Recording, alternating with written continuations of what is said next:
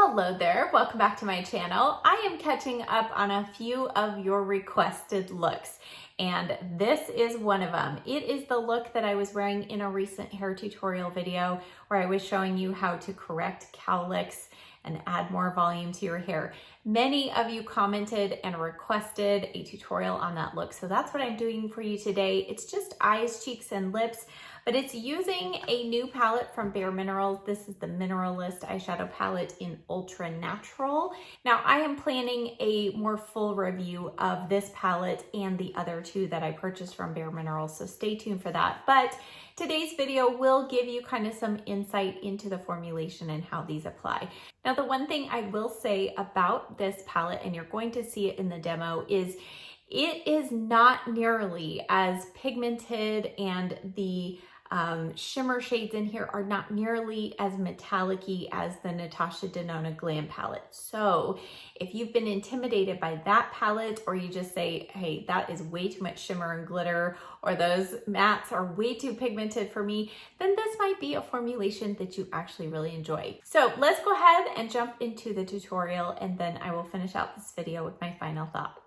Real quickly, I'll catch you up on what I already have on my face, and that is the Estee Lauder Futurist Hydra Rescue Foundation, and I have mostly the color 1W2 Sand. I mixed in just a touch of 2W1 Dawn, but that's what I have on. And then I did powder my forehead so that I could go ahead and do my brows, but I've left my cheeks glowy because I'm going to use a cream blush.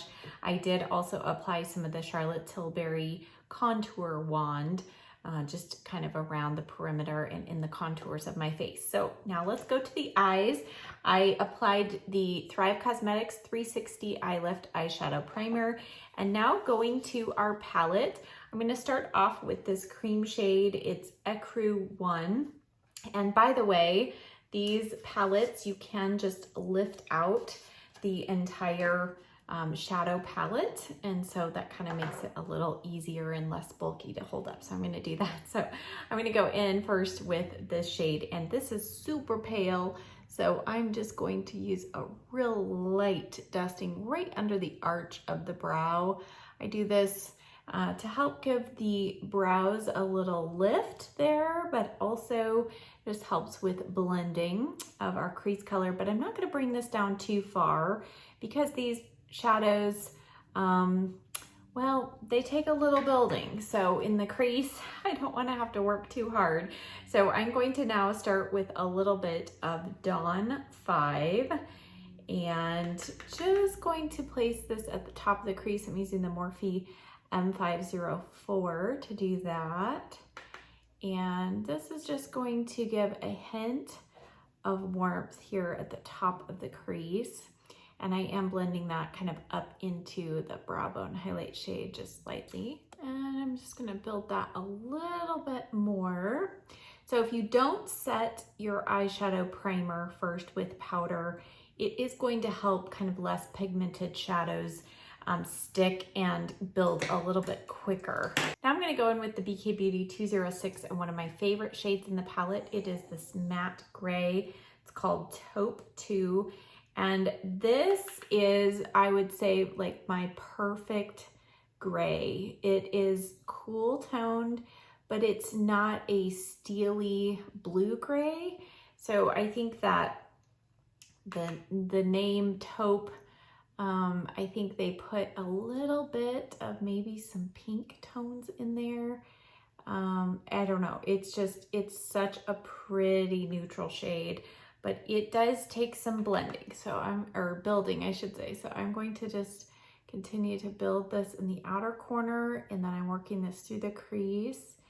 And this gives a really nice, soft definition to the eyes.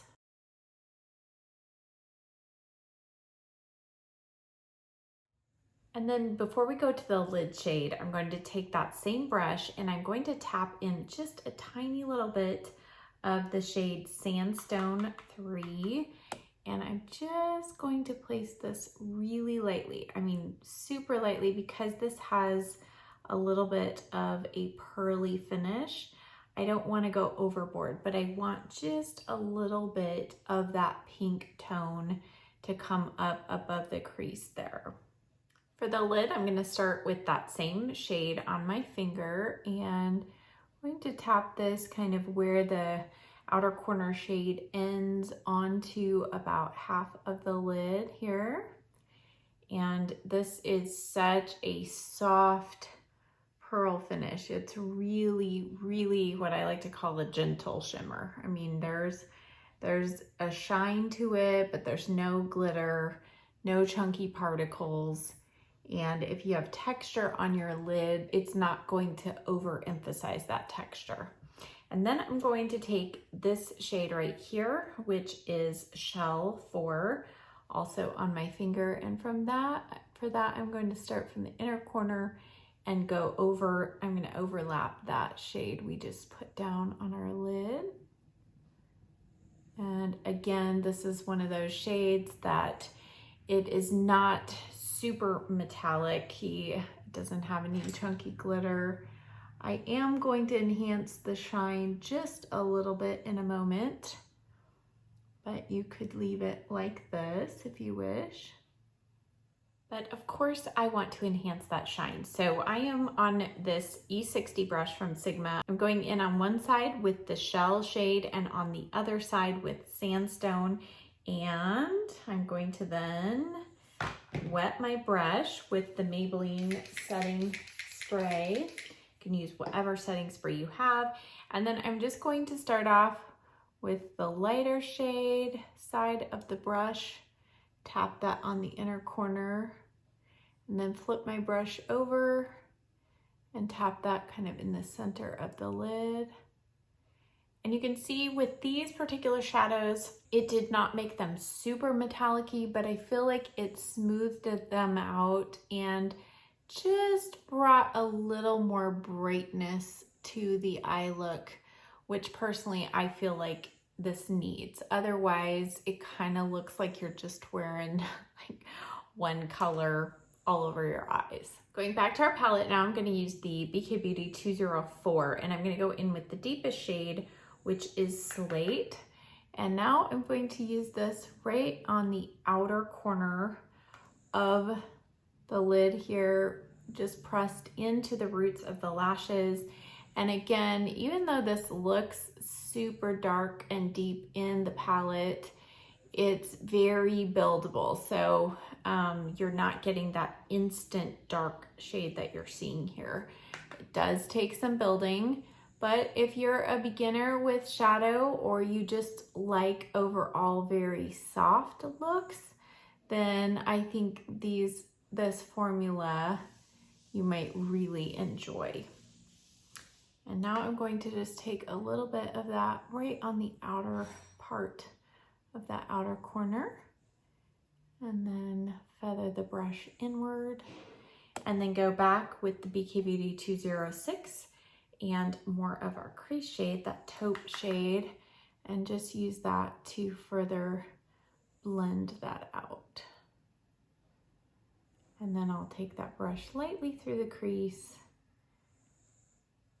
and make sure everything out here is just really nicely blended. On the lower lash line, I'm going to go in with the Urban Decay 24/7 eye pencil in the shade Mushroom. And I'm going to put this right into the roots of the lashes. This is one of my favorite things to do if I am doing a cooler tone look and keeping the upper part of the lid just a little bit lighter. I love to go in the waterline with this shimmery, it's a shimmery taupey gray. So it is not going to give you super harsh definition down here, but it just adds a really nice little soft shading down there. And then I'm going to take the Morphe M432, press that into the roots of the lashes just to further blend that pencil and diffuse it. And then I'll go under the lashes and further blend the pencil out. And then I'll top it with just a little bit of shadow. I'm going to start first with the deepest shade in the outer corner. Press that into the roots of the lashes. And then I'll go over to our taupe shade and press that into kind of the center part there. And when you top a pencil with a powder shadow, it helps it stay in place longer throughout the day.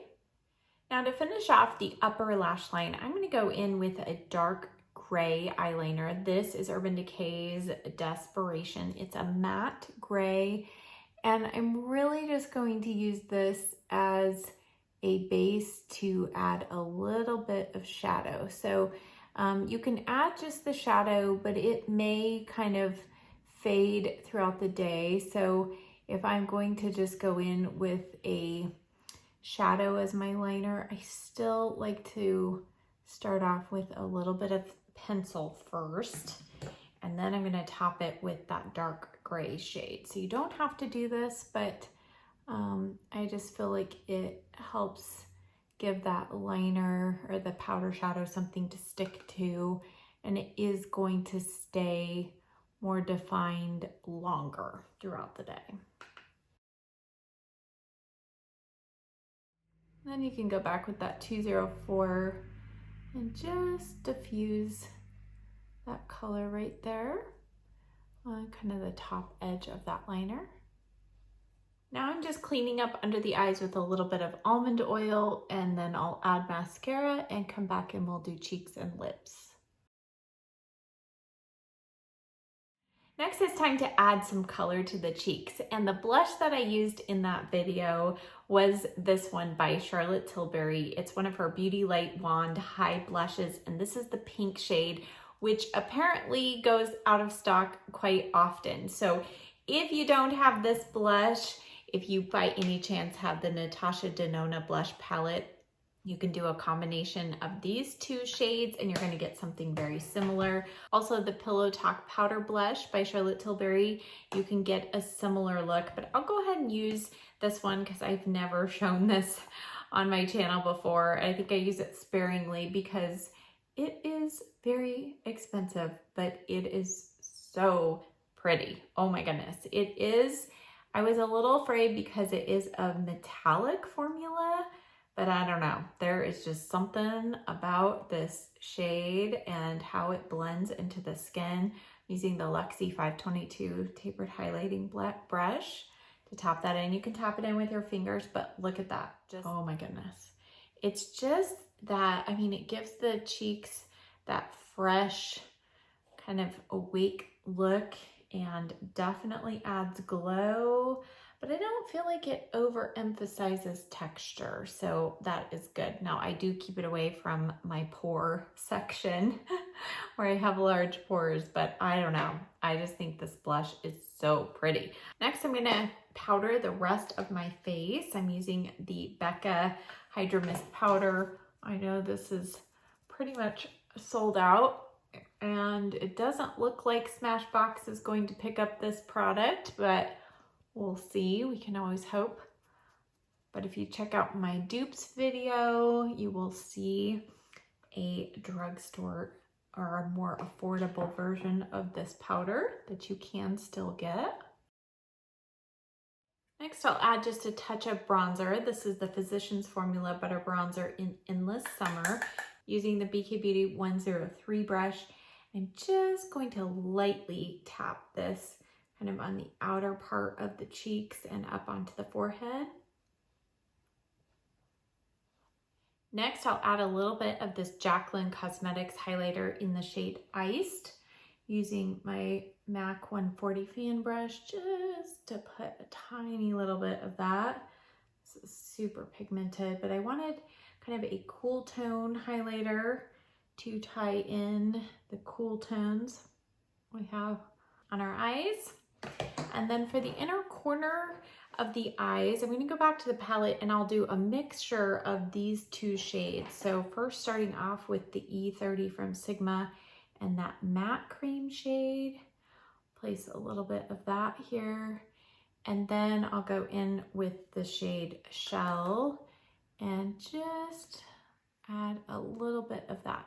The Shell shade has a little bit of a gray tone to it, so If you don't add that little extra brightness underneath, it can come off a little strange on the inner corner. And then I'm going to go back with my dampened E60 brush with a little bit more of that shell shade and just lightly tap that in. So I think to bring out the brightness of that shade, you really need to wet your brush.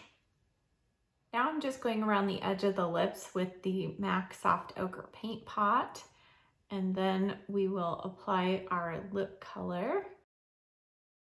Now my lip combination in that video was the Wayne Goss lip liner in the shade Sepia or Sepia, and then I combined 2 lipstick shades. I will do that sometimes just because I want to get the perfect shade, but you don't have to, but I'll show you the combination because that's what I did in that video.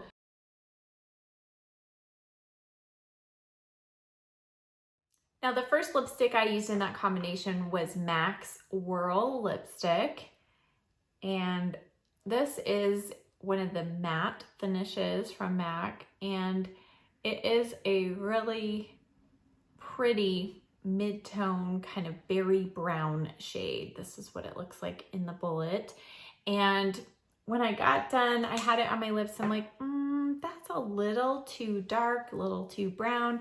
So I just tapped off a little bit. And then to add a little bit of some pink to it, I went in with MAC's Cream Cup, which is a beautiful kind of blue tone pink shade. And that added just enough pink to the brown so that I feel like it ties in all of the colors on the eyes and the cheeks. All right, so here is our finished look. And overall, I really do love this look. I have created this look several times on camera and off camera, and every time I just love the soft nature, but there's just that smidge, that slightly glamorous edge to it, and I think that's what I really enjoy. There's also enough warmth in the grays in these shadows that I feel like I can pull it off even with my warm skin tones. So again, as I said at the beginning, if you're somebody who's been intimidated by the Natasha Denona Glam palette, or you just don't want a palette quite that big, this might be a good selection to check out. As always, all of the products that I used in today's video will be listed and linked in the description box below. Thank you as always for your requests and for watching my videos. If you enjoyed this, please don't forget to give it a thumbs up on your way out, and I'll see you next time. Bye.